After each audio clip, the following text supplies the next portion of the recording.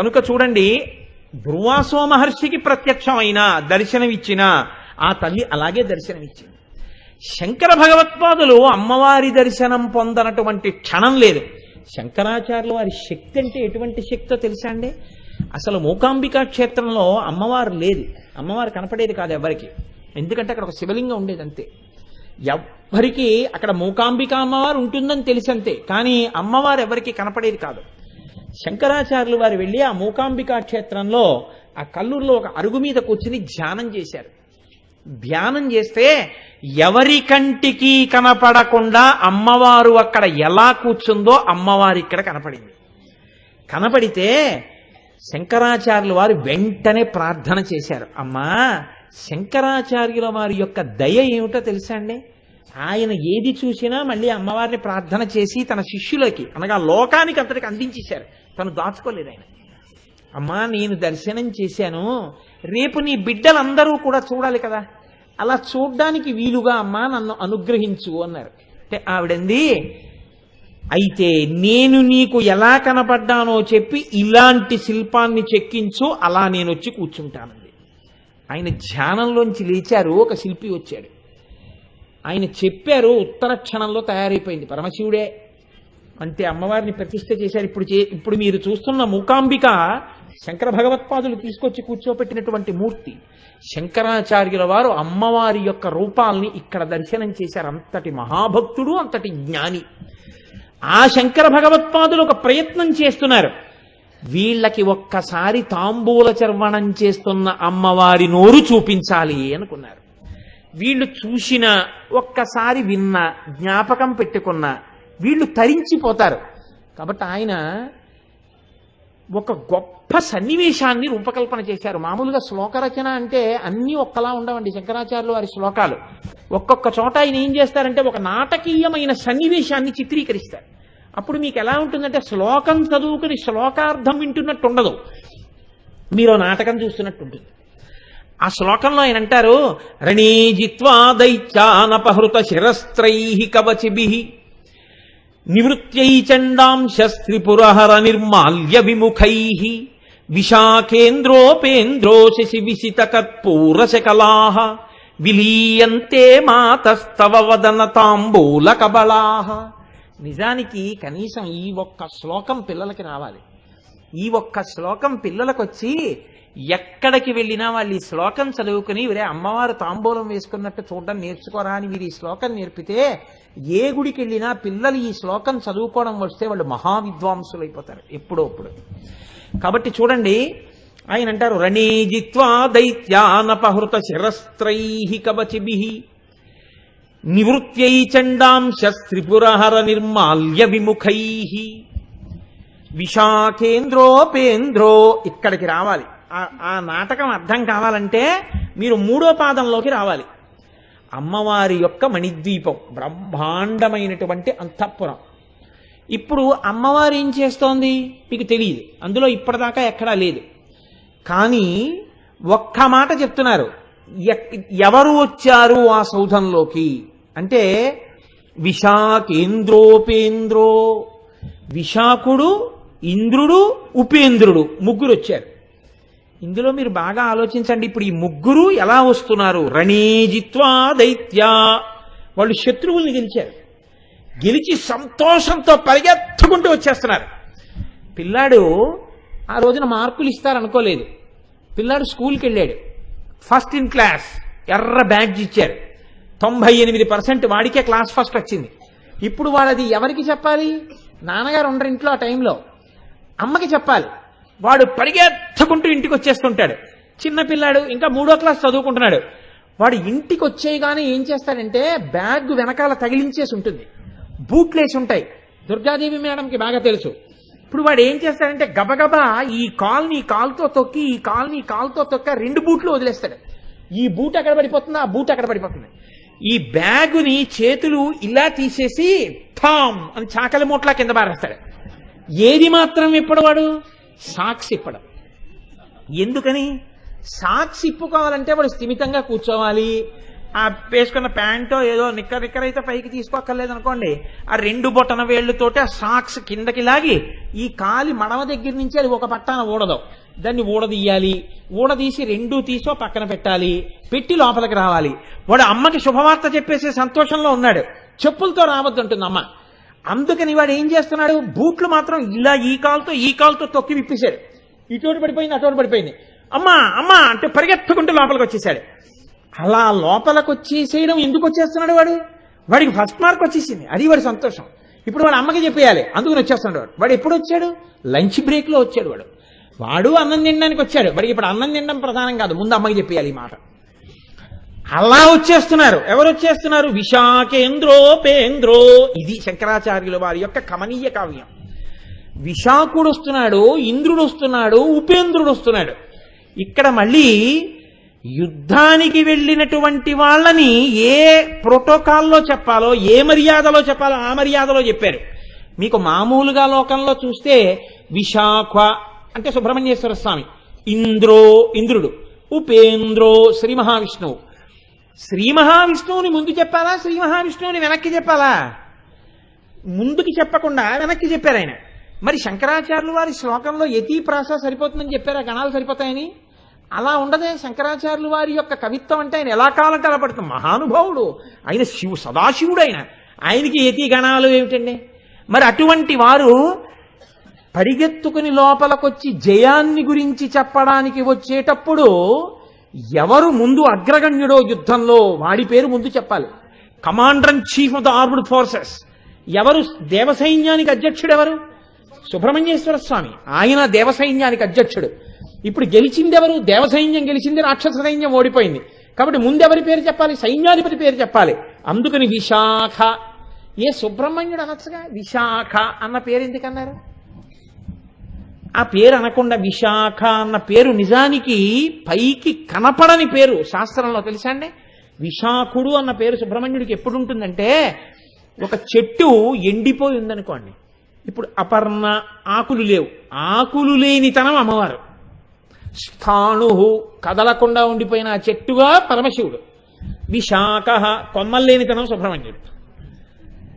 ఎండిపోయిన చెట్టులో పరమశివుణ్ణి చూస్తే పరమశివుడు కుటుంబాన్ని మీకు విశాఖుడిగా కనిపిస్తాడు. ఆయన గెలిచి వచ్చిన వాడు ఎండిపోయిన చెట్టులో కొమ్మలు లేనివాడిగా ఎలా ఉంటాడు? సంతోషంతో ఉంటాడు. మరి శంకరాచార్యులు వారు ఆయనకి చాలా పేర్లు ఉన్నాయిగా. కుమార, షణ్ముఖ, అన్ని ముఖాలతో యుద్ధం చేశాడని షణ్ముఖ అన్న పేరు వేయచ్చుగా. ఇవన్నీ మానేసి విశాఖ అన్న పేరు ఎలా వేశారు? శంకరాచార్యులు వారు వేశారంటే, అబ్బా అదేదో అక్కడ అయితే బాగుంటుందండి, సరిపోతుందండి, అందుకని వేశారండి అందాం అనుకున్నారనుకోండి. విశాఖ అన్నప్పుడు మీకు అక్కడ ఎలా ఉందో అలాగే కుమార అన్నా సరిపోతుంది. కానీ మరి ఎందుకు వేయలేదు శంకరాచార్యులు వారు? విశాఖ అని ఎందుకన్నారు? విశాఖేంద్రోపేంద్రో ఎందుకనాలి? ఎందుకనాలమ్మా? ఒక్క విశాఖ అన్న పేరుతోనే ఎందుకు పిలవాలి అప్పుడు? అంటే మీరు మహాభారతాన్ని పరిశీలన చేయాలి. అప్పుడు ఎందుకు శంకరాచార్యులు వారు ఈ పేరేశారు? శంకరుల శ్లోకాలు మీతో ధ్యానం చేయిస్తాయి. ఇక్కడ సుబ్రహ్మణ్యుడి పేరు పిలిచేటప్పుడు శంకరులు విశాఖ అన్న పేరు ఎందుకు వేశారు అంటే, మహాభారతంలో సుబ్రహ్మణ్యేశ్వర స్వామి వారి పుట్టుకను గురించి ఒక రహస్యం చెప్పారు. తతో భవచ్చతుర్మూర్తి క్షణేన భగవాన్ ప్రభు స్కందో విశాఖ శాఖశ్చ నైగమేశ్చ పృష్ఠతః అని. ఆయన అగ్నిహోత్రంలోంచి పుట్టి పైకి రాగానే ఆయనే నలుగురుగా మారాట ఒకసారి దర్శనమివ్వడానికి. ఈ నలుగురుగా మారినప్పుడు మొట్టమొదట స్కందః అన్న మూర్తిగా కనిపించాడు. విశాఖ, విశాఖుడిగా రెండో పేరుతో కనబడ్డాడు. శాకశ్చ, శాకుడు అన్న పేరుతో మూడో వడిగా కనబడ్డాడు. నైగమేశ్చ, నైగమేశుడు అన్న పేరుతో నాలుగో పేరుతో కనబడ్డాడు. ఒక్కడు నలుగురిగా కనబడ్డాడు. ఒక్కడు నలుగురిగా కనబడ్డాడని మహాభారతం చెప్తోంది సుబ్రహ్మణ్యేశ్వర స్వామి వారి పేర్లలో. యుద్ధంలో ఒక్కడైనటువంటి సుబ్రహ్మణ్యుడు యుద్ధం చేస్తుంటే సర్వసైన్యాధిపతి దేవతల పక్షాన ఒరే ఒక్కడ చతురంగ బలాలు ఆయనే అయిపోయాడు, అలా నడిపించాడు. చతురంగ బలాలు ఎవరి యొక్క హుకుంకి, ఎవరిచ్చిన ప్రోత్సాహానికి నడుస్తాయంటే సర్వసైన్యాధిపతి చెప్పినటువంటి ప్రోత్సాహక వాక్యాలకు పరిగెడతాయి. ఉరే శత్రువుల్ని చంపడం ఎంతసేపురా, నేనున్నాను, ఏం పర్వాలేదు, పరిగెత్తండి అంటే గజ తురగ పదాతి సైన్యాలన్నీ ముందుకు పరిగెడతాయి. 4 రకాలైనటువంటి చతురంగ బలాల్ని 4 రూపాలతో తానే అయి నడిపింపచేసి విజయాన్ని సాధించగలిగిన వాడు. అందుకని ఆయన 4 పేర్లలో 4గా కనపడ్డారని మహాభారతంలో ఏ రహస్యం చెప్పిందో అందులో ఉన్నటువంటి పేరుని తీసుకొచ్చి ఇక్కడ పెట్టుకున్నారు. అందుకని విశాఖేంద్రోపేంద్రో. విశాఖుడి పక్కన ఎవరుంటారు? ఎవరి కోసం యుద్ధం చేస్తున్నాడు? దేవసైన్యాన్ని అంతా గెలిస్తే ఇప్పుడు ఎవరి పదవి నిలబడుతుంది అక్కడ? ఇంద్రుడికి పదవి నిలబడుతుంది. కాబట్టి సర్వసైన్యాధిపతిని రక్షించుకుని ఆయన వల్ల అనుగ్రహం పొందాలని ఎప్పుడూ విశాఖుడి పక్కన ఎవరుంటారు? ఇంద్రుడు ఉంటాడు. అందుకని ఇప్పుడు ఈయన గెలిస్తే, యుద్ధం చేస్తే ఈయన రక్షింపబడ్డాడు. అందుకని commander in chief of the armed forces విశాఖుడు ఫస్ట్ ప్రోటోకాల్లో, తర్వాత ఇంద్రుడు, ఆ వెనక మహావిష్ణువు. కానీ మరి ఇక్కడ పప్పులో కాలేశారు కదండి. ఆయన విష్ణువు వెనకాల ఎలా ఉంటారు? 3వ ప్లేస్లో ముందుకు రావాలి కదా. ఎంత సుబ్రహ్మణ్యుడైనా విష్ణుమూర్తిని ముందుకు పెట్టాలి కదా. కానీ శంకరాచార్యులు వారి ప్రజ్ఞ ఏమిటో తెలుసా అండి? ముకుంద బ్రహ్మేంద్ర స్ఫుటమకుట నీ రాజిత పదాం అంటారు శ్లోకంలో. వీళ్ళు 3 అమ్మవారి పిల్లలుగా చెప్తున్నాను రా, నేను వాళ్ళ పదవులతో చెప్పట్లేదు. ఇంకో అన్వయం చేయాల్సి వస్తే నువ్వు ఇలా అడుగుతావని నేను మాట వేసాను. ఏమిటో తెలుసా? ఉపేంద్రో. ఉపేంద్రుడు అన్న పేరుతో ఉంటే ఆయన ఇంద్రుడికి తమ్ముడు. విష్ణువు ఎప్పుడయ్యాడు? వామనమూర్తిగా ఆయన ఇంద్రుడికి తమ్ముడయ్యాడు. తమ్ముడి అదితి కడుపున పుట్టి ఆయన యాచన చేసి రాజ్యం పుచ్చుకుని ఇంద్రుడికి రాజ్యం ఇచ్చాడు. అందుకని తమ్ముడిగా పుట్టాడు కాబట్టి ఇంద్రుడికి నీ కోడండ్రును నీ కుమారవరులు నీనాథుడు నీవును సంశ్లోకింపల్ స్తుతులున్ పతుల్ సతులుం పతుల్ సమ్మోదింప రాత్రించరుల్ శోకింపన్ భవదీయ గర్భమున తేజోమూర్తి జన్మించదన్ నాకున్ వేడుక పుట్టు నీ సుతుడనై నర్తించి వర్తింపగా అన్నని చెప్పాడు భాగవతంలో. అందుకని తనకి తాను కొడుకుగా అదితికి పుట్టాడు. ఎందుకు? ముందు పుట్టిన ఇంద్రుడికి రాజ్యం ఇవ్వడానికి. ఇంద్రుడికి తమ్ముడుగా పుట్టినవాడు కాబట్టి విష్ణు అయినా ఉపేంద్రుడన్న పేరుతో ఇంద్రుడికి తమ్ముడిగా వెనకాతలుంటాడు, కానీ ముందుకు రావడానికి అవకాశం ఉండదు. అందుకని నేను ఉపేంద్ర శబ్దం వేశాను, ఇంద్రుడికి వెనక్కి వెళ్ళాడు. ఇప్పుడు నీకు అభ్యంతరం ఏమిటి? ఇది శంకరాచార్యులు వారి ప్రజ్ఞ అంటే శ్లోకంలో. ఇప్పుడు ఒకడికన్నా ఒకడు అధికారంలో చిన్నవాడయ్యాడు. ఇప్పుడు ముందు సుబ్రహ్మణ్యుడు వెళ్తున్నాడు, వెనక ఇంద్రుడు పరిగెడుతున్నాడు, ఇంద్రుడి వెనక ఉపేంద్రుడు పరిగెడుతున్నాడు. వీళ్ళు 3 ఎందుకు పరిగెత్తారు అంటే రాక్షస సైన్యాన్ని గెలవడంలో ప్రధాన పాత్ర వీళ్ళది. మిగిలిన వాళ్ళందరూ ఎక్కడున్నారు? అంతఃపురం బయట నిల్చున్నారు, అందరూ లోపలికి రావడానికి ఉండదు. కాబట్టి వీళ్ళు ఏం చేశారు? ఇప్పుడు రణేజిత్వా దైత్యా పరిగెత్తుకుంటూ లోపలికి వస్తున్నారు. పరిగెత్తుకుంటూ లోపలికి వస్తున్నప్పుడు ఫస్ట్ మార్క్ వచ్చిన పిల్లాడు బూట్లు 2 కాళ్లతో తొక్కేసి వదిలేసినట్టే, అమ్మ బాబోయ్ మా అమ్మగారి దగ్గరికి నాన్నగారి దగ్గరికి ఇలా వెళ్ళిపోవడమే, వెళ్ళకూడదు. చంద్రశేఖర పరమాచార్యుల వారు అక్కడ కూర్చుని ఉన్నారని తెలిసిందనుకోండి, నేను ఇలా వెళ్ళకూడదు. వెంటనే నన్ను నా లాల్చి నా బనీను విప్పేసి నా ఉత్తరీయం తీసి నేను నడువుకి ముడి వేసుకుని వెళ్ళి ఆయన ముందు ప్రణిపాతం చెయ్యాలి. అంతేకాని నేను పైన లాల్చీ వేసుకుని బనీని వేసుకుని వెళ్ళి చంద్రశేఖర పరమాచార్యుల వారికి నమస్కారం చేయకూడదు. వెంటనే ఇవన్నీ తీసేయాలి, తీసేసి వెళ్ళాలి. నేను స్కూటర్ మీద పెడితే హెల్మెట్తో ఉన్నాను అనుకోండి, పరమాచార్యుల వారు ఇలా వెడుతున్నారండి, కారు ఎక్కేస్తున్నారండి అన్నారు అనుకోండి, కారు ఎక్కేస్తున్నారండి, ఆయన ఇప్పుడు కారు ఎక్కలేదు మహానుభావుడు, మహాపచారం కూడా ఆయన పట్ల. అలా అంటే ఎన్నడు సన్యాసికి పరమధర్మం జీవ అహింస. అందుకని నేను వాహనం మీద పెడితే చచ్చిపోతాయని ఆయన పాదచారిగా తిరిగారు ఆసేతు హిమాచల పర్యంతం. ఆయన ఎప్పుడూ వాహనం ఎక్కలేదు జీవితంలో. అటువంటి మహాపురుషుడు ఆయన చిన్న పిల్లవాడిగా ఉన్నప్పుడు కంచివారి పరివారం వెళ్ళిపోతుంటే ఆయన చూశారు. మహానుభావుడు వైశాఖ మాసంలో కృష్ణపక్షంలో పాడ్యమి నాడు పుట్టారండి. మనం వైశాఖ మాసం శుక్లపక్షంలో పంచమి నాడు శంకరాచార్యులు వారి పుట్టినరోజు చేస్తాం. ఈసారి నాకు జ్ఞాపకం ఉంటే నేను ఎక్కడా డేట్లు ఇవ్వకుండా, గోపాలకృష్ణ గారు రాసుకోండి, వైశాఖ మాసం కృష్ణపక్షంలో 3 రోజుల పాటు చంద్రశేఖర పరమాచార్యుల వారి గురించి ఉపన్యాసాలు చెప్పి పరమాచార్యుల వారికి అద్భుతమైనటువంటి పూజ చేద్దాం అందరం కలిసి.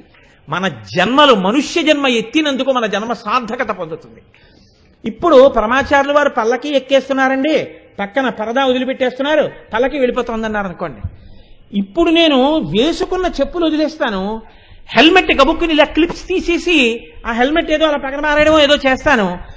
ఇప్పుడు ఇన్సర్ట్ చేసేసాను, నేను చేయను అనుకోండి, ఉదాహరణకి చెప్తున్నాను, ప్యాంట్లో చొక్కా పెట్టేశాను, దాని మీద బెల్ట్ ఇట్టేశాను, దాని లోపల బనీనుంది. ఇప్పుడు ఇవన్నీ తీస్తే పరమాచార్యులు వారి పల్లకి వెళ్ళిపోతుంది. ఇప్పుడు ఏం చేశాను, తీయగలిగినవి గబగబా తీసేశాను. చెప్పులు దమ్ మనం విడిచిపెట్టి పారేశాను. ఆ హెల్మెట్ ఇలా తీసేసి పక్కన పారేశాను. ఉంటే ఉంది, ఊడిపోతే ఊడిపోయింది, మళ్ళీ కొనుక్కున్నాను నేను. కానీ ఇప్పుడు గబగబా ఇలా నమస్కారం చేస్తూ వెళ్ళిపోయాను పరమాచార్యులు వారిని చూడడానికి. పరమాచార్యులు వారిని చూసేయాలన్న సంతోషం. ఏవి తీయగలనో తొందరగా అవి తీశాను, ఏవి తొందరగా తీయడం కుదరదో అవి తీయలేదు. అంటే ఇప్పుడు దర్శనమునందు ఆతృత, దర్శనం ఎలా చెయ్యాలో తెలిసిన విధానము, కానీ అంతవరకు ఆగలేని ఆతృత, మూడు ఉన్నాయి కదండి. అలా ఉన్నాయి కదా. నేను వెళ్ళడంలో నాకేం తెలియక వెళ్ళానా, తెలిసే వెళ్ళాను. కానీ ఎందుకంత గబగబా వెళ్ళాను, గబగబా వెళ్ళి చూసేయాలని తాపత్రయం. ఈ వస్తున్న వాళ్ళు ఎలా వస్తున్నారు, గబగబా వెళ్ళి చెప్పేయాలి, అమ్మా గెలిచేసామమ్మా, నాన్నగారండి గెలిచేసామండి, దేవసైన్యాలు గెలిచేసాయండి అని చెప్పేసుకోవాలి. అందుకని ఇప్పుడు గబగబా లోపలికి పరిగెడుతున్నారు. ఎలా పరిగెడుతున్నారు, రణీజిత్వా దైత్యా నపహృత శిరస్త్రై, అలా పరిగెడుతున్నప్పుడు గుర్తొచ్చింది, ఉరే ఉరే ఉరే ఉరే, మనం తలల మీద ఎవరైనా యుద్ధం చేసేటప్పుడు బాణాలు వేస్తే తగలకుండా ఉండడం కోసమని తల మీద బ్రహ్మాండమైనటువంటి రక్షణ కవచాలు పెట్టుకున్నాం, టోపీలు లాంటివి పెట్టుకున్నాం. ఇప్పుడు అవి తీసేయాలి. అందుకని శిరస్త్రై, తల మీద ఉన్నటువంటివి తీసేసి పక్కన పెట్టేశారు. పెట్టేసి ముగ్గురు పరిగెత్తుకెడుతున్నారు. కవచిభిహి, కవచాలు ఉన్నాయి, కవచాలు తీయలేదు. ఎందుకు తీయలేదు అంటే కవచం అంత తేలికగా ఉండదు యుద్ధంలో వాడే కవచం. కవచానికి ఇనప స్క్రూస్ ఉంటాయి. దాన్ని చాలా జాగ్రత్తగా దగ్గరగా వేసుకుని ఆ కన్నంలోకి ఆ బోల్ట్ పైకి వచ్చేటట్టుగా పెట్టి దాన్ని ఇలా తిప్పేస్తారు. తిప్పేస్తే లేకపోతే ఆ కవచం కానీ పిట్లిపోయింది అనుకోండి, ఊడిపోయింది అనుకోండి, కవచం ఎక్కడను చొక్కా గుండి ఊడిపోతేనే అమర్యాదగా ఉంటుంది. కవచం కానీ ఊడింది అనుకోండి గుండెల మీద, అక్కడ ఒక్క ఖడ్గ ప్రహారం పడింది అనుకోండి, ప్రాణం పోతుంది. ఎంత యుద్ధం చేస్తున్నా కవచం ఊడిపోకూడదు. అందుకని దాన్ని మరలు పెట్టి బిగించేస్తారు గట్టిగా. దాన్ని మళ్ళీ ప్రశాంతంగా విప్పుకోవాలి వచ్చి. అందుకని ఇప్పుడు దానికి బాగా తిప్పేశారు. ఇదంతా ఇన్ని గుండీలో కోటుకున్నట్టు. అందుకని ఇవన్నీ తిప్పేశారు. ఇప్పుడు ఇవన్నీ తిప్పి తిప్పి తిప్పి తిప్పి తిప్పి తిప్పి ఆ కవచం విప్పుకోవాలంటే చాలా సమయం పడుతుంది. అంత ఓపిక లేదు. అమ్మకి చెప్పాలి, వెళ్ళి నాన్నగారికి చెప్పాలి, నాన్నగారండి నాన్నగారండి మేము గెలిచాను నాన్నగారండి అని చెప్పాలి. ఇప్పుడు వాళ్ళు అలిసిపోయి ఉన్నారా లేదా, అలిసిపోయి ఉన్నారు. ఆకలిస్తోందా లేదా, ఆకలిస్తోంది. వాళ్ళు పరిగెత్తుకుంటూ లోపలికి వచ్చారు. ఎలా వచ్చారు, రణీజిత్వా దైత్యానపహృత శిరస్త్రై కవచిభిహి, కవచాలతో వచ్చేశారు. వచ్చేసి ముందిలా లోపలికి వెళ్ళిపోతుంటే వాళ్ళకి ఒక గది కనపడింది. అక్కడ నాన్నగారు కూర్చుంటుంటారు. నాన్నగారు కూర్చునే గది, నాన్నగారు ఉన్నారేమో చెప్దామని ఇలా తెర తీసి చూశారు. అక్కడ ఒక బంగారు పువ్వుల పీట వేసింది. బంగారు పువ్వుల పీట ముందు ఒక పెద్ద అరిటాకు వేసింది. అరిటాకులో భోజనం చేసేసిన గుర్తుంది. కొద్ది కొద్దిగా పదార్థాలున్నాయి. ఇప్పుడు నాన్నగారు తినగా మిగిలినటువంటి పదార్థాన్ని తినేటటువంటి అధికారం కొడుకులకి జన్మతః ఉంది. కాబట్టి ఇప్పుడు వీళ్ళు ఆకలితో ఉన్నారు. పరిగెత్తుకుంటూ వెళ్ళి నాన్నగారు తినగా మిగిలిన పదార్థం ఏదైనా వీళ్ళు నోట్లో వేసుకోవచ్చు. కానీ వాళ్ళు వేసుకోలేదట. ఇలా చూసి అన్నారట, నివృత్యై చండాంశ త్రిపురహర నిర్మాల్య విముఖై. మా నాన్నగారు ఏదైనా తింటే అందులో మిగిలినది ఎవరూ తమంత తాముగా తినకూడదు, అది చండీశ్వరుడికి దక్కుతుంది. కాబట్టి ఇది మేం తినకూడదని వాళ్ళ తెర వేసేసి వెళ్ళిపోతున్నారు. అంటే మీకు ఏమర్థం అవుతుంది ఇందులో? ఇది శంకరాచార్యుల వారి ప్రజ్ఞ. శివుడు ఎంతటి వాడంటే తన బిడ్డలకు దక్కవలసిన అధికారాన్ని తీసేసి భక్తితో ఉన్నటువంటి మనలా పుట్టినటువంటి ఓ పిల్లాడికి ఇచ్చేశాడు. అందుకే శివ కుటుంబంలో ఎంతమంది అంటే 5 చండీశ్వరుడితో కలిసి. చండీశ్వరుడు ఎప్పుడు శివుడి పక్కన ఉంటాడు. వినాయకుడిని సుబ్రహ్మణ్యుణ్ణి అయినా పెట్టుకోడేమో కానీ చండీశ్వరుణ్ణి మాత్రం పెట్టుకుంటాడు. ఎందుకు? ఆవులు కాస్తూ తండ్రి శివాభిషేకం వద్దన్న కారణం చేత తండ్రిని కూడా చూడకుండా గొడ్డలు పెట్టి కాళ్ళు నరికేశాడు. నరికేసినందుకు వెంటనే ప్రత్యక్షమై తన యొక్క ఆంతరంగికమైన సేవకుడిగా తీసుకుని, ఉరే ఇవాళ నుంచి నేను ఏదైనా తింటే శేషం మీద అధికారం నీదేరా అన్నాడు శివుడు. ఇప్పుడు మీరు శివాలయంలోకి వెళ్ళి కొబ్బరికాయ కొట్టారనుకోండి, రెండో చెక్క మీరు తెచ్చుకోవచ్చా తెచ్చుకోకూడదా? తెచ్చుకోకూడదని తీసుకెళ్లి నంది దగ్గర పెట్టేయడం, గోడ మీద పెట్టేయడం చేశారనుకోండి, మహాపాపం సంక్రమిస్తుంది ప్రసాదం వదిలేసినందుకు. మీరు తెచ్చుకోవాలి. ఎలా తెచ్చుకోవాలి? తిన్నగా తెచ్చుకున్నారనుకోండి పాపం ముట్టుకుంటుంది. ఎలా తెచ్చుకోవాలి అంటే చండీశ్వరుడి దగ్గరికి వెళ్ళాలి. వెళ్ళి ఆయన ఎప్పుడు ధ్యానమగ్నుడై శివుణ్ణి చూస్తూ ఉంటాడు. కాబట్టి మీరు ఆయన దగ్గరికి వెళ్ళి ఆయనకి చూపించిన తర్వాత ఆయన అంటాడు తీసుకో అంటాడు.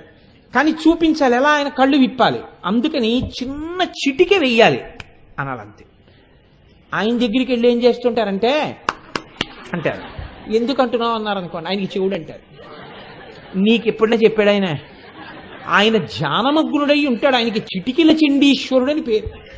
నువ్వు ఒక్క చిటిక వెయ్యాలంతే, వేస్తే ఆయన ఇలా కళ్ళు విప్పుతాడు. ఆ తేజస్సు నువ్వు చూడలేవు. అందుకే చండీశ్వరుడికి అభిముఖంగా నిలబడేటట్టుగా ఉండవు గుళ్ళు. చిన్న గుడుండి పానవట్టానికి పక్కన ఉంటాయి. మీరు పక్కకే నిలబడగలరంతే, ఆయనకి ఎదురు నిలబడకూడదు. పక్కకి నిలబడి ఆయన కళ్ళు విప్పగానే ఇలా అనాలి ఇలా అనాలి. అంటే ఇలా కళ్ళు విప్పి ఇలా చూస్తాడు. ఓ నా స్వామి దగ్గరికి వచ్చావా, చెప్పుకున్నావా, ప్రసాదం పట్టుకెడుతున్నావా, తీసుకుపో. ఇప్పుడు ఆయన తీసుకెళ్ళిపోమన్నారు. ఆయన ఎప్పుడు ఇక్కడ పెట్టే నేను తినేస్తాను అనరు. ఇప్పుడు మీరు ఇది పట్టుకుని ఇంటికి వెళ్ళారనుకోండి, పూర్ణ ఫలితం వస్తుంది. ఆ కొబ్బరి ప్రసాదం మీరు నోట్లో వేసుకుంటే మీకు, మీ బిడ్డలకి, అందరికీ ఆ పార్వతీ పరమేశ్వరుల యొక్క అనుగ్రహం. అంతేగాని శివాలయంలో కొబ్బరి చెక్క ఇంటికి పట్టుకెళ్ళకూడదండి, గోడ మీద పెట్టి వెళ్ళిపోయారు అనుకోండి, వెళ్ళిపోతే ప్రసాద తిరస్కారం చేసినందుకు పాపం మీ ఖాతాలో పడుతుంది. కాబట్టి పట్టుకెళ్ళాలి. ఎలా పట్టుకెళ్ళాలి? చండీశ్వరుడికి చెప్పి పట్టుకెళ్ళాలి. ఇప్పుడు చండీశ్వరుడిని పిలిచి, చండీశ్వరుడు ఆకలిగా ఉంది, కొంచెం మా నాన్నగారి విస్తట్లో మేము తినమా అని అడగడానికి వీళ్ళు ఎప్పుడు శుభవార్త చెప్దామా అని ఉన్నారు. ఇప్పుడు నాన్నగారు భోజనం చేసేసిన విస్తరి కనపడుతోంది. అంటే నాన్నగారు ఏం చేస్తున్నట్టు? భోజనం అయిపోయింది కాబట్టి లౌకిక మర్యాదలో ఆయన కాస్త విశ్రాంతి తీసుకుంటున్నట్టు లెక్క. ఇప్పుడు నాన్నగారి దగ్గరికి వెళ్ళి నాన్నగారండి అని లేపేయచ్చా? లేపేయకూడదు. కాబట్టి ఇప్పుడు నాన్నగారు ముందు భోజనం చేసి ఉన్నారు ఆ ఇంట్లో అంటే అమ్మ భోజనం చేసిందా చేయలేదా చెప్పడం కుదరదు. ఎందుకు కుదరదు? ఈయనప్పటికి భోజనం చేసి చాలాసేపు అయిపోయి ఉంటే ఆవిడ భోజనం అయిపోయి ఉంటుంది. ఈ విస్తరి ఇంకా ఇక్కడ అలా లేదనుకోండి, ఆవిడ భోజనం చేయదు. ఎందుకు చేయదో తెలుసా అండి? ఆవిడ మహాపతివ్రత. భర్తకి పెట్టి ఆవిడ తింటుంది. పైగా ఆవిడలా మహాపతివ్రతగా ఉండడం చాలా కష్టం. ఎందుకో తెలుసా అండి? అంత తింగర భర్త. అదేమిటండి అంత మాట అనేశారు పరమశివుణ్ణి అంటారేమో. ఆయన ఎటువంటి వాడు? ఇంట్లోకి వచ్చి ఓ అన్నపూర్ణ అయిపోయిందా ఇడ్లీ అంటాడు. లేదు వేస్తున్నాను ఉండండి అందనుకోండి, గభాలను వెంటనే చొక్కా గుడ్డీలు పెట్టుకుంటూ పక్క వర్షంలోకి వెళ్ళిపోయాయి. ఏం చల్లా ఏమిటి పలహారం అంటాడు. అంటే అయిపోయింది అన్నయ్య ఉప్మా చేశాను వాళ్ళు, ఇది నాకు కూడా కొంచెం పెట్టేయమాట, అక్కడ తినేస్తాడు. నేను భవతి భిక్షాందేహి అని పక్క గుమ్మం దగ్గరికి వెళ్ళిపోతాడు ఆయన. అందుకని ముందు ఈయన పార్వతి అనేటప్పటికి ఇదిగో పెట్టేస్తున్నాను అని పెట్టేయాలి. ఆయన అనేటప్పటికి పెట్టకపోతే ఆయనకేమి అరమరికలు ఉండవు. భవతి భిక్షాందేహి అని పొర్రి పక్కన పక్కింటికి వెళ్ళిపోతాడు. అన్నపూర్ణమ్మ మొగుడు మా ఇంటి దగ్గరికి వచ్చి నించున్నాడు అంటుంది లోకం. అందుకని ముందు ఆయనకి వేళ పట్టున అన్నం పెట్టేస్తుంది ఆవిడ. మీరు చూడండి ఎంత పాతివ్రత్యం చెప్పారండి. ఇలాంటి మొగుడు ఒక్కనాడు పక్కింటి దగ్గరికి వెళ్ళి తినకుండా కాపాడుకుంటోందంటే నా తల్లి ఎంత గొప్ప ఇల్లాలో. కాబట్టి నివృత్యై చండాంశ త్రిపురహర నిర్మాల్య విముఖై చెప్పకుండా స్తోత్రం చేసేస్తున్నారు. వేళ పట్టున చక్కగా తిన్నాడు ఆయన. అన్నమాచార్యులు వారంటారే ఆరగించి కూర్చున్నాడు అల్లవాడి. నరసింహస్వామి ఏం చేస్తుంటారు తిరుమలలో అంటే చక్కగా వేళ పట్టును తినేసి ఇలా కూర్చుంటారు. అందుకని ఆరగించి కూర్చున్నాడు అల్లవాడే. శివదర్శనం అయిందా? అవలేదు. ఎందుకు అవలేదు? ఇంకా చండీశ్వరుడే ఈ ప్రసాదం తినలేదు, తీసుకోలేదు, ఆయన కనపట్టలేదు. ఇప్పుడు కొడుకు పక్కన ఉన్నాడా, కొడుకు పక్కన లేడా, ఇవన్నీ ఆయనకు అనవసరం. శివుడు తిని వెళ్ళిపోగానే చండీశ్వరుడు తింటూ కూర్చోడు అక్కడ. ఎప్పుడు శివుడిని సేవిస్తూ ఉంటాడు. అప్పుడే తిని లేచి వెళ్ళి శంకరుడిలా పడుకోగానే లోకమర్యాదలో, అంటే నిజంగా అలా పడుకుంటాడని కదా, లోకమర్యాదలో చండీశ్వరుడు ఏం చేస్తాడు? కొడుకులతో సమాన స్థానం ఇచ్చాడు. కాబట్టి ఇప్పుడు పరమశివుడు యొక్క పాద సంవాహనం చేస్తుంటాడు. పగటిపూట కాబట్టి కొడుకు కాళ్ళు పడుతుంటాడు. అంటే పగటిపూట భార్య పట్టకూడదా అండి అని అడక్కండి. కొడుకు పగటిపూట కాళ్ళు ఒత్తుతున్నాడు, శంకరుడు విశ్రాంతిలో ఉన్నాడు. ఇప్పుడు భంగం చేయడం ఎందుకు నాన్నగారిని? అమ్మకి చెప్పేద్దాం. ఇందులో ఒక చమత్కారం ఉంది. ఏమిటో తెలుసా అండి? జ్ఞానం వస్తే నాన్నగారి దగ్గర నుంచి రావాలి, కానీ గెలిచామంటే శక్తి అమ్మ దగ్గర నుంచి వచ్చింది. అమ్మది ఆదిశక్తి. అందున సుబ్రహ్మణ్యుడున్నాడే, ఆయన చమత్కారం ఏమిటంటే ముమ్మూర్తుల అమ్మే. ఆ బుగ్గలు, ఆ అందం, ఆ కూర్చోవడం. అందులో గెలిచింది దేంతో గెలిచాడండి? రాక్షస సైన్యాల్ని తన ఆయుధంతో గెలిచాడు. ఏమిటా ఆయుధం? శూలం. ఎవరా శూలం? అమ్మవారే. అమ్మవారే శూలంగా ఉంది. అందుకని ఇప్పుడు గెలిచేశానన్న మాట ఎవరికి చెప్పాలి? అమ్మకి చెప్పాలి. ఇది ఎలా ఉంటుందంటే నాన్నగారు చాలా బిజీ ఆఫీసర్, లేకపోతే నాన్నగారు ఎప్పుడు అలా చదువుకుంటుంటారు. ఉండరా నేనే చదువుకోవట్లేదు, ఇంక నీకు నేనేం చెప్పను అంటుంటాడు. ఆయన ఏదో చదువుకుంటుంటాడు, ఎప్పుడు ఏదో పరవశం. రఘువంశం చదువుకుంటుంటాడు, ఆహాహా అనుకుంటుంటాడు, రామాయణం చదువుకుంటా ఆహాహా అనుకుంటాడు. వాడికి ఒక్కనాడు ఏం చెప్పాడు. కానీ అమ్మ అదృష్టవశాత్తు ఎంఏ పాస్ అయింది. అమ్మ ఏం చేస్తుందంటే పాపం కూర్చోబెట్టుకుని అన్నీ చెప్పి wish you all the best అని నమస్కారం పెట్టించి, బొట్టు పెట్టి, ముద్దు పెట్టి, ఆశీర్వచనం చేసి, నువ్వు చక్కగా ఫస్ట్ మార్క్ తెచ్చుకోవాలి నాన్న అని చెప్పి వీధిలోకి వచ్చి పిల్లాన్ని పంపించి టాటా చెప్పి వాడి హాల్ టికెట్ ఇచ్చి పెన్ ఇచ్చి వాడిని పంపించింది. ఇప్పుడు వాడికి ఫస్ట్ మార్క్ రాగానే ఎవరు గుర్తొస్తారు? రోజు పాఠాలు చెప్పి నన్ను పంపించిన అమ్మ గుర్తొస్తుంది. అమ్మకి చెప్పాలి, పరిగెత్తుకొస్తాడు వాడు. చేతిలో శూలం పట్టుకుని గెలవడంలో ఎవరికి చెప్పాలని తాపత్రయం అంటే సుబ్రహ్మణ్యుడికి, అమ్మకి చెప్పాలని తాపత్రయం అంటే. అందుకని పోలే పడుకుంటే ఏమిటి శుభవార్త చెప్దామని లోపలికి వెళ్ళలేదు. ఇది ఎలా ఉంటుంది? పిల్లాడి మనస్తత్వమే. అక్కడ సైన్యాధిపతి, ఇక్కడ మాత్రం అమ్మ కొడుకి. శ్లోకంలో ఉన్నాయా ఇవన్నీ? శ్లోకం మీద ధ్యానం చేస్తే మీకు వస్తాయి.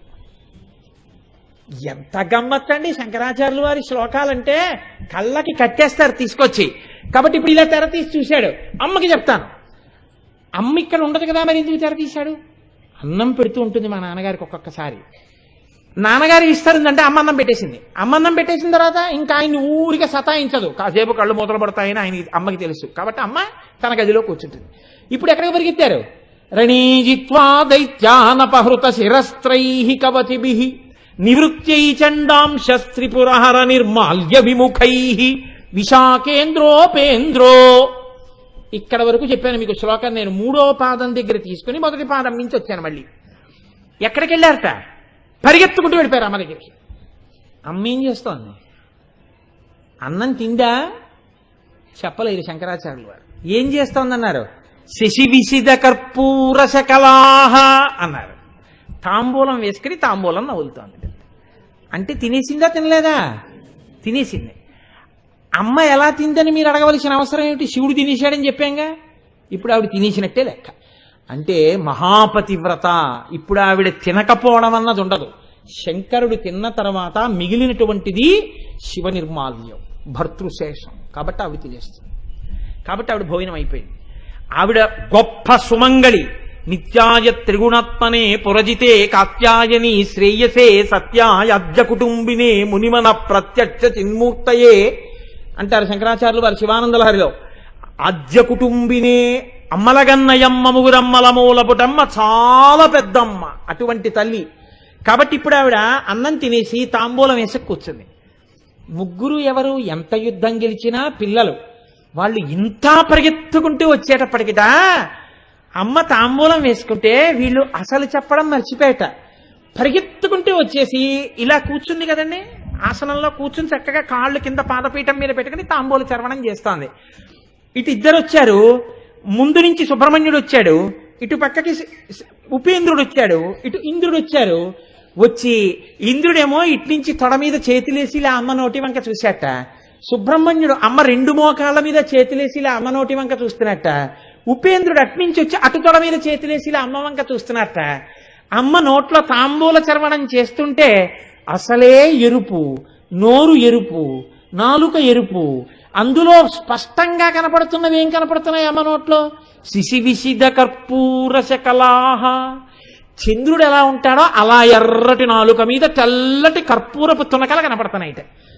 ఇప్పుడు వీళ్ళు ఇలా అమ్మ నోటి వంక చూసి ఇలా చూస్తున్నారట. ఏమన్నా చెప్పారా? అమ్మ తాంబూలం పెట్టమ్మా అన్నారా? ఏం అనలేదు. ఇలా చూస్తున్నారు. ఇలా చూస్తే అమ్మ ఇలా చూసి ముగ్గురి వంకను, ముగ్గురిని ఇలా చేతులతో పట్టుకుని సంతోషంతో ఏమిట్రా అంది. చెప్పారా శంకరాచార్యులు వారు? చెప్పారు. అమ్మ గెలిచేసామమ్మా, రాక్షస సైన్యాన్ని గెలిచేసామమ్మా అని ఇలా చూస్తున్నారు. ఇప్పుడు ఆవిడేం చేసింది? గెలిచేసామమ్మా అని చెప్పగానే శిశి విసిద కర్పూర శకలాహ విలీయంతే మాతస్తవ కబల తవ వదన తాంబూల కబలాహ. గెలిచేసామమ్మా అని చెప్పి ఇలా అమ్మ నోటి వంక చూస్తుంటే తాంబూలం వాసన వంక, తాంబూలం వంక మీకు చెప్పక్కర్లేదు. ఇలా ఇలా ఇలా 3 పిడసలు నోట్లలో పెట్టేసి అయిపోయింది శ్లోకం. ఇప్పుడు వాళ్ళు ఏం పొందారు? దానివల్లే సుబ్రహ్మణ్యుడు ఇప్పటికీ నిత్య యవ్వనంలో ఉండి శంకరుడికి ప్రణవానికి అర్థం చెప్పగలిగినటువంటి మహాజ్ఞాని అయిపోయాడు. శ్రీ మహావిష్ణువు దానివల్లే వ్యాపకత్వాన్ని పొంది లోకమంతా నిండిపోయి శ్రీ మహావిష్ణువు అనిపించుకున్నారు. ఇంద్రుడికి రాజ్య భ్రష్టత్వం లేకుండా దేవలోకాధిపతి అయి సింహాసనం మీద కూర్చున్నాడు. ఇంకా ఇంతకన్నా ఎన్నో అనుభవించారు. అవి చెప్పడం మాత్రం నా చేత కాదని జగద్గురువులు ఆ శ్లోకానికి ఫలశ్రుతి చెప్పలేరు. అంటే తాంబూల ప్రసాదానికి గొప్పతనం ఎవరైనా చెప్పగలరా? ఎవ్వరూ చెప్పలేరని గుర్తు. ఆ తాంబూలము తనంత తాను ప్రసాదమే. చూస్తే పెట్టేసింది అమ్మవారు. అడిగారని శ్లోకంలో ఉందా? అమ్మ పెట్టిందని శ్లోకంలో ఉందా? చూస్తే పెట్టింది. నువ్వు కూడా కర్పూర వీటికామోద సమాకర్ష దిగంతరా, 10 దిక్కుల్లోంచి ఎక్కడైనా సరే అమ్మ నోటిని అలా నువ్వు చూడగలిగితే నీకు కూడా భాగ్యం అబ్బుతుంది. దాని ఫలితం చెప్పడం చేత కాదు. ఇది ఆ నామం యొక్క గొప్పతనం. కాబట్టి చూడండి, ఇంత గొప్ప నోరు, తాంబూల చర్వణం చేసే అమ్మవారి నోరంటే దాని దర్శనమే చాలండి. అసలు ఆ నామం వినడం చాలు. అసలు అమ్మవారి నోటి గురించి 4 మాటలు వినడం చాలా. తాంబూలం గురించి రక్షణ రక్షణ రక్షణ, అంత శక్తి అమ్మవారు వెంటనే కాపాడేస్తుంది. అంత గొప్ప నామం. శంకరాచార్యులు వారు అంటారు ఒక శ్లోకంలో, అమ్మా కదాకాలే మాత కదయ కలిత లక్తకరసం పిబేయం విద్యార్థి తవ చరణ నిర్ణేజన జలం ప్రకృత్యా మూకానామపి చ కవితా కారణతయా కథా దత్తే వాణి ముఖ కమలతాంబూల రసతాం అన్నారు. అమ్మా పిబేయం విద్యార్థి, నేను విద్యార్థినమ్మా అన్నారు శంకరాచార్యులు వారు. అయితే ఏమిటంటావు శంకరా, విద్యార్థివైతే? అమ్మా నాకు చాలా తెలుసుకోవాలనుందమ్మా, చాలా నేర్చుకోవాలనుందమ్మా. ఏమిటి నేర్చుకోవడం? విద్యార్థి, విద్య తెలుసుకోవాలనుకుంటున్నాను. ఏది? వేదము చేత ప్రతిపాదింపబడిన పరబ్రహ్మతత్వం అనుభవంలోకి రావాలనుకుంటున్నాను. దీనికి జ్ఞానం ఎక్కడి నుంచి వస్తుంది? ఒక్కటే. ఏం చేయాలి? కదాకాలే మాత కథయ కలిత లక్తకరసం. అమ్మా నువ్వు పాదపీఠం మీద ఇలా నీ పాదముల జంట పెట్టి కూర్చుంటే నేను ఒక బంగారు పళ్ళెం పట్టుకుని వచ్చి నా అంత నేనా కాళ్ళు కడగగలిగిన వాణ్ణి ఆశతో పళ్ళెం ఒళ్ళో పెట్టుకుని నీ పాదాల దగ్గరికి వచ్చి కూర్చుని ఇలా నీ వంక చూస్తే కడగడానికి ఎవరివ్వాలి అవకాశం? సరే కడుగు అనాలి. అప్పుడు నువ్వు నీ 2 పాదాలు ఇలా పైకెత్తితే నేను ఆ బంగారు పళ్ళెం కింద పెట్టి మందార పూలు వేస్తే నీ 2 పాదాలు ఇలా దాని మీద పెడితే కడుగుతున్నాడు కదా, బట్ట తడిసిపోతుందని నువ్వు చీర కొంచెం ఇలా పైకి ఎత్తి పట్టుకుంటే నీ పాద మంజీరములు నాకు కనపడితే కాళ్ళకి రాసిన పసుపు, దాని మీద అలంకారం చేయబడిన లత్తుక నాకు కనపడితే బంగారు చెంబుతో నీళ్లు తీసి నేను ఇలా నీ పాదాల మీద అంతటా ఇలా పోస్తుంటే పాదాల మీద పడిన నీళ్లు కిందకి జారిపోతుంటే తెల్లటి గోళ్ళు, వేళ్లకి పెట్టినటువంటి మట్టెలు, అమ్మవారి పాదములకున్న మంజీరములు, పంజీరములకున్న కింకిణిలు, ఆ కాళ్ళు పాదాలు ఇలా ములిగిపోతే అప్పుడు నేను చెంబు పక్కన పెట్టేసి ఆ కలశ పక్కన పెట్టి నీ కాళ్ళు కడగడం కోసమని కదలకుండా పళ్ళెం ఎడంచేత్తో పట్టుకుని ముందు ఇలా కడుగుతుంటే అమ్మవారు ఏమీ కదిలిపోదు లేని కొంచెం పాదాలు ఇలా నొక్కి పెడితే ఆ అమ్మ నన్ను 2 చేతులతో కడగమంటోందనుకుని ఇలా కుడి చేత్తో ఇలా పాదమంతా చుట్టూ తిప్పి కడుగుతుంటే చల్లటి మెత్తటి పాదాలు చేతులకి తగిలితే ఇలా నేను కడగడంలో నా ఈ చేతులు ఆ నీళ్లలో తడిసిపోతే అప్పుడు నేను ఈ పాదం కూడా ఇలా కడిగితే పళ్ళెంలో నీళ్లు ఇదంతా నాకు అంటుకుంటే నీ పాదములకు ఉన్న లత్తుక పళ్ళెంలో ఉన్న నీళ్లలో కరిగి నీళ్లన్నీ ఎర్రగా అయిపోతే అమ్మా నేను అప్పుడు ఉద్ధరిని తీసుకుని నీ పాదాల మధ్యలో లోతుగా ఉన్న చోట ఇలా ముంచి ఆ తీర్థం ఇలా చేత్తో పట్టుకుని కుడి చేతిలో పోసుకుని నేను ఇలా నోటిలోకి 3 మార్లు పుచ్చుకుంటే ఏనాడు నీ పాదతీర్థం అలా పుచ్చుకుంటానో ఆనాడమ్మా నేను సరస్వతీదేవి తాంబూల చర్వణం చెయ్యగా వచ్చినటువంటి ఎర్రని ఆ ద్రవాన్ని మింగిన వాడితో సమానమమ్మా. ఆనాడు నా నోటి వెంట నేను అనుభవించిన బ్రహ్మము యొక్క ఆనంద స్ఫూర్తి పైకి వాగ్రూపంలో ప్రవహించకుండా ఉంటుందా? నేను ఈ లోకాన్ని అనుగ్రహించకపోతానా? దానికి హేతువైన నీ పాదములు ఎప్పుడు కడుగుతానో, ఎప్పుడా నీళ్లు తాగుతానో? అమ్మా ఎప్పుడు అనుగ్రహిస్తావమ్మా, ఎప్పుడు కడిగించుకుంటావమ్మా, ఎప్పుడు తాగుతానమ్మా నీళ్లు అని కథాకాలే మాత కదయ కలిత లక్తకరసం పిబేయం విద్యార్థి తవ చరణ నిర్ణేజన జలం ప్రకృత్యా మూకానామపి చ కవితా కారణతయా కథా దత్తే వాణీ ముఖ కమలతాంబూల రసతాం. అమ్మా, పుట్టుక చేత మూగివాడు ఒకడు నీ నోటి తాంబూలపు పిడచ అటువంటి ఎర్రటిది తిన్నాడమ్మా. నీ నోటి లాలాజనం తగిలిందమ్మా. 500 శ్లోకాలు చెప్పాడమ్మా. చిరస్థాయిని పొందాడమ్మా. ధన్యుడైపోయాడమ్మా. అమ్మా, నేను ఎప్పుడు 3 ఉద్ధరణలు ఎప్పుడు తాగుతానమ్మా, ఎప్పుడు కడుగుతానమ్మా నీ పాదాలు అంటే ఏమిటి శంకరాచార్యులు వారి ఉద్దేశం? ఆయన తాగలేదా? ఆయన కడగలేదా? ఒరేయ్, నీ జన్మకి సుకృతం అంటూ ఏమైనా ఉంటే దీనికోసం ఏడవడం నేర్చుకో. నా జన్మాంతరంలో ఎప్పుడైనా అలా కడుగుతానా? ఎప్పటికైనా అలా నేను ఆ తీర్థం పుచ్చుకుంటానా? ధ్యానంలో ఆ ఎర్రటి నీళ్లు చూస్తానా?